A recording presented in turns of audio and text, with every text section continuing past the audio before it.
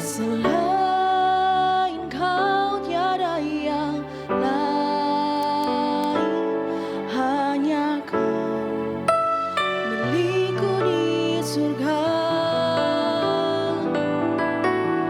Sekalipun dagingku lenyap, hatiku bila tak berdaya, ku sembah Engkau, Allah yang perkasa. Ku sanjung tinggi namamu di hidupku, Tuhan, tiada yang lain. Hanya Kau satu di hatiku.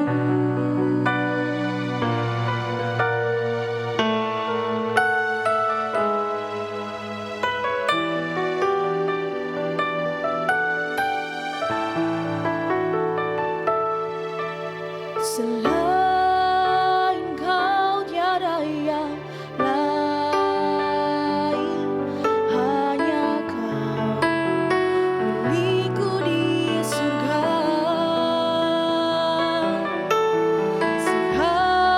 Sekalipun dagingku lenyap, hatiku bila tak berdaya, ku sembah Engkau, Allah yang perkasa. Ku sanjung tinggi namamu di hidupku, Tuhan, tiada yang lain.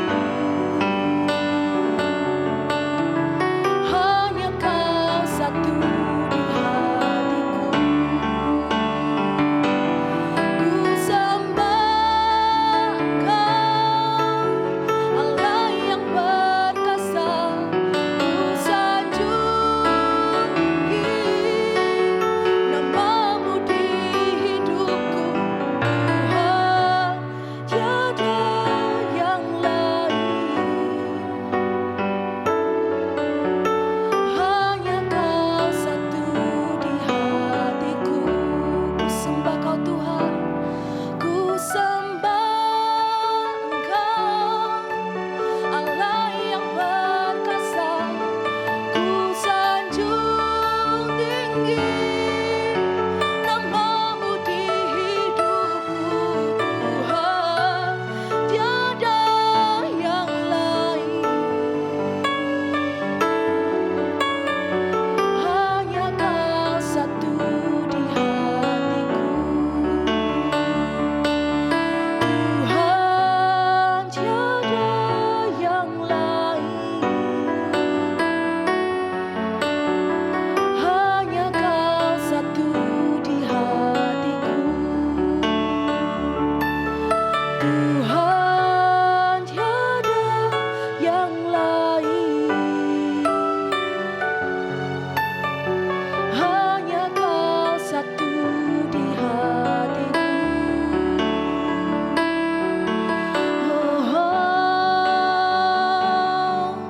Engkau bagianku, Tuhan. Engkau tetap selamanya. Haleluya.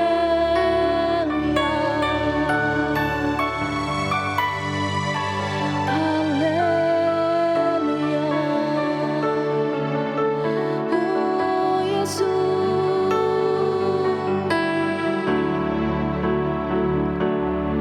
Terima kasih Tuhan, terima kasih Tuhan. Engkaulah bagian kami, Tuhan Yesus.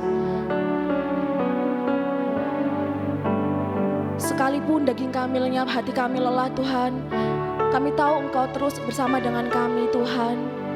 Hari demi hari, Tuhan, kami percaya Engkau selalu menyertai langkah kami. Engkau selalu ada dalam hidup kami, Tuhan Yesus. Bersyukur Tuhan untuk pagi hari ini kami boleh menjumpai Engkau, boleh bertemu dengan Engkau ya Tuhan Yesus. Kami mau masuk lagi lebih dalam Tuhan. mau mendengarkan firman-Mu Tuhan Yesus. Bicaralah Tuhan, ubahkan hidup kami Tuhan Yesus. Terima kasih Tuhan, terima kasih Tuhan. Kami serahkan Tuhan, hamba-Mu yang akan menyampaikan kebenaran firman-Mu. Tuhan pakai lidah bibir hamba-Mu untuk menyampaikan isi hati-Mu ya Tuhan Yesus. Hanya di dalam nama-Mu saja Tuhan Yesus, haleluya, amin. Shalom Bapak Ibu Saudara yang terkasih, di dalam nama Tuhan Yesus. Berjumpa lagi kita di dalam doa pagi. Kita masih belajar tentang kasih karunia. Saya percaya hari-hari ini Bapak Ibu Saudara mengalami yang namanya kasih karunia. Saya percaya Bapak Ibu Saudara telah menerima kasih karunia itu. Tema pagi hari ini adalah kasih karunia membuat kita tidak memiliki dendam. Seberapa banyak dari antara kita mungkin saat ini memiliki dendam di dalam hati kita, memiliki sakit hati di dalam kehidupan kita, yang memendam dendam tentang kepada seseorang. Kenapa kasih karunia membuat kita tidak menyimpan dendam? Karena kasih karunia yang Tuhan berikan dalam kehidupan kita itu tidak bisa menyimpan dendam dalam hati kita karena kita sudah memiliki kasih karunia. Buat apa kita menyimpan sampah-sampah di dalam hati kita? Kenapa kita harus memiliki dendam kepada seseorang? Kenapa kita harus memiliki hati ini sebagai tempat sampah untuk mengisi hal-hal yang kotor? Dendam adalah sesuatu hal yang tidak baik. Dendam adalah sesuatu hal yang bisa membuat kita tidak damai sejahtera. Dendam tidak bisa memberikan kita kekuatan. Tetapi ketika kita memiliki kasih karunia, kalau kita menyadari hidup kita, diri kita ini ada, sebagaimana kita ada ini semua karena kasih karunia daripada Tuhan. Saya percaya dan yakin kita tidak akan pernah memiliki dendam. Mungkin kita akan bisa berkata, Pak Pendeta bisa aja ngomong seperti itu. Oh Pak Pendeta enggak ngerasain kok. Kamu bisa aja ngomong seperti itu, kamu enggak ngalami yang namanya dendam kok. Kamu bisa ngomong seperti itu, kamu enggak pernah mengalami. Coba kalau kamu mengalami, pasti kamu juga akan dendam. Tetapi kalau kita belajar tentang Tuhan Yesus, kita mengerti hati Tuhan Yesus, kita mengerti bahwa hidup kita ini adalah kasih karunia, maka saya percaya kita tidak akan pernah memiliki dendam kepada seseorang. Mari kita buka di dalam Matius pasal yang kelima ayat yang ke-44. Matius pasal yang kelima ayat yang ke-44 firman Tuhan berkata, tetapi aku berkata kepadamu, kasihilah musuhmu dan berdoalah bagi mereka yang menganiaya kamu. Sekali lagi, tetapi aku berkata kepadamu, kasihilah musuhmu dan berdoalah bagi mereka yang menganiaya kamu. Di sini Tuhan menyarankan untuk apa? Balaslah. Enggak, tetapi Tuhan di sini katakan kasihilah musuhmu. Ketika engkau disakiti hatimu, ketika engkau dilukai dengan perkataan-perkataan orang lain sehingga engkau menimbulkan sakit hati. Tetapi ketika engkau membuka hatimu dengan memiliki dan mengerti bahwa engkau adalah memiliki kasih karunia, maka saya percaya engkau tidak akan pernah memiliki dendam itu. Tetapi engkau akan mengasihi musuhmu. Dan dikatakan di sini tadi adalah mendoakanlah. Engkau akan mendoakan dia. Kalau kita percaya bahwa memiliki kasih karunia, Tuhan menyuruh kita untuk mengasihi, bukan untuk menyimpan dendam.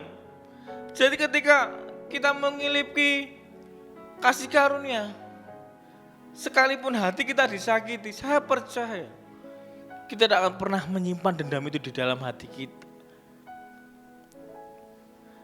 Ketika saya mempersiapkan firman ini bukan berarti saya belum pernah mengalami. Saya mengalami yang namanya sakit hati. Bahkan ketika saya mengalami sakit hati bukan dengan orang lain, tetapi dengan orang tua saya. Tetapi ketika saya mengerti bahwa hidup saya, ketika saya ada sebagaimana saya ada ini adalah kasih karunia, saya bisa melepaskan pengampunan. Saya bisa berdamai dengan orang tua saya dan saya tidak memiliki yang namanya dendam di dalam hati saya. Karena saya sadar hidup saya adalah kasih karunia daripada Tuhan. Sama halnya perintah Tuhan di dalam Roma pasal yang ke-12 ayat 19. Roma pasal 12 ayat 19 berkata seperti ini. Saudara-saudaraku yang kekasih, janganlah kamu sendiri menuntut pembalasan, tetapi berilah tempat kepada murka Allah. Sebab ada tertulis, pembalasan itulah hakku, akulah yang akan menuntut pembalasan firman Tuhan. Nah, di sini dikatakan jelas bahwa hak kita itu bukan membalas, tetapi hak kita itu adalah mengampuni dan mendoakan. Luar biasa sekali firman Tuhan.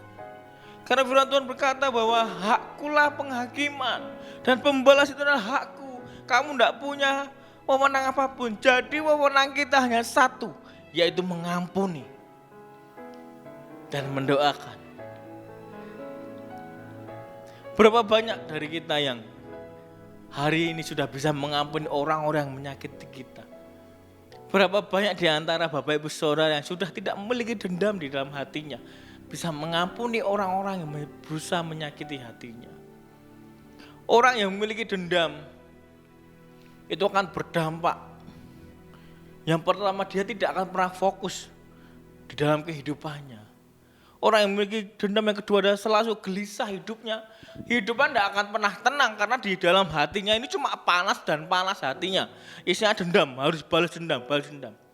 Yang ketiga adalah kita larut oleh sakit hati yang berkepanjangan. Wow. Ternyata dendam tidak enak Bapak Ibu Saudara. Ternyata memiliki dendam di dalam hati kita itu susah. Susah untuk menjalani hidup kita. Ketemu orang isinya dendam dan tidak baik. Kalau kita melihat kisah di dalam Alkitab tentang anak yang hilang, begitu luar biasanya seorang ayah ini menerima anaknya yang telah melukai hatinya. Bahkan ayah ini tidak pernah dendam. Bahkan ayah tidak pernah mengusir anak itu lagi. Wes kowe entek-entek wes kamu pergi wae. Wong kamu udah menghabiskan semua hartamu, pergilah. Enggak. Tetapi ayah itu menerima anak itu dengan sukacita. Saya percaya ayah itu memiliki kasih karunia daripada Tuhan sehingga dia bisa memaafkan anaknya. Coba kita baca di dalam Lukas pasal yang kelima ayat 22 sampai 22. Kata anak itu kepadanya, "Bapa, aku telah berdosa terhadap surga dan terhadap Bapa. Aku tidak layak lagi disebutkan anak Bapa." Tetapi ayah itu berkata kepada hamba-hambanya, "Lekaslah, bawa kemari jubah yang terbaik, pakaikanlah itu kepadanya dan kenakanlah cincin pada jari dan sepada kakinya." Begitu luar biasanya ketika dia melihat anaknya kembali, dia bukan dendam, bukan mengusir lagi anak itu, tapi dia menerima anak itu dengan sukacita, dan dia memberikan pakaian jubah yang terbaik, diberikan cincin, diberikan sepatu. Pertanyaan buat kita semua, sudahkah kita seperti ayah ini yang bisa menerima orang-orang yang telah menyakiti kita? Bisakah kita sudah mengampuni orang-orang yang bersalah kepada kita, yang suka menghakimi hidup kita? Mari saya mengajak buat kita semua yang saat ini melihat, ayo kita bangun hidup kita mengerti, kita maknai kasih karunia yang Tuhan berikan di dalam hidup kita ini, untuk kita jaga hati kita, sehingga kasih karunia itu bekerja di dalam kehidupan kita. Nah, ketika kasih karunia bekerja dalam kehidupan kita, kita tidak akan mudah menjadi orang yang pendendam. Kita tidak akan mudah menjadi orang yang dendam terhadap siapapun yang menyakiti kita. Tetapi kita bisa berbalik, kita bisa menjadi seorang yang pendoa dan mengasihi orang-orang yang menyakiti hati kita. Bapak Ibu Saudara, saya percaya firman Tuhan pagi hari ini akan membawa sesuatu rema di dalam kehidupan kita. Mungkin engkau yang belum bisa mengampuni, ingatlah bahwa kasih karunia itu bekerja di dalam kehidupan Bapak Ibu Saudara. Ketika engkau bisa mengampuni, maka hatimu akan penuh dengan sukacita. Saya percaya ketika kita menyadari kasih karunia itu ada di dalam kehidupan kita, hari-hari kita Ketika kita menghadapi masalah-masalah dengan orang-orang yang bermasalah kepada kita, yang hanya menyakiti hati kita, kita tidak akan pernah memiliki dendam. Dan kita bisa mengampuni mereka, kita bisa mendoakan mereka, kita bisa memberkati mereka. Saya percaya Tuhan akan campur tangan di dalam kehidupan kita kalau kita benar-benar menyadari di dalam kehidupan kita. Ayo kita sama-sama belajar, kita sama-sama mengerti bahwa kasih karunia penting di dalam kehidupan kita. Bahwa kasih karunia yang Tuhan beri itu sungguh luar biasa di dalam setiap aspek kehidupan kita. Maka kasih karunia akan bergerak setiap hari kalau kita menyadari bahwa hidup kita ini hanyalah kasih karunia daripada Tuhan. Saya percaya Bapak Ibu Saudara telah diberkati dengan firman Tuhan hari ini. Kiranya firman Tuhan pagi hari ini memberikan kita kekuatan, memberikan kita pengertian, penghiburan, dan perubahan di dalam kehidupan kita. Kiranya firman Tuhan memberi sesuatu hal yang baru di dalam kehidupan kita. Terima kasih Bapak Ibu Saudara, selamat pagi, Tuhan Yesus memberkati.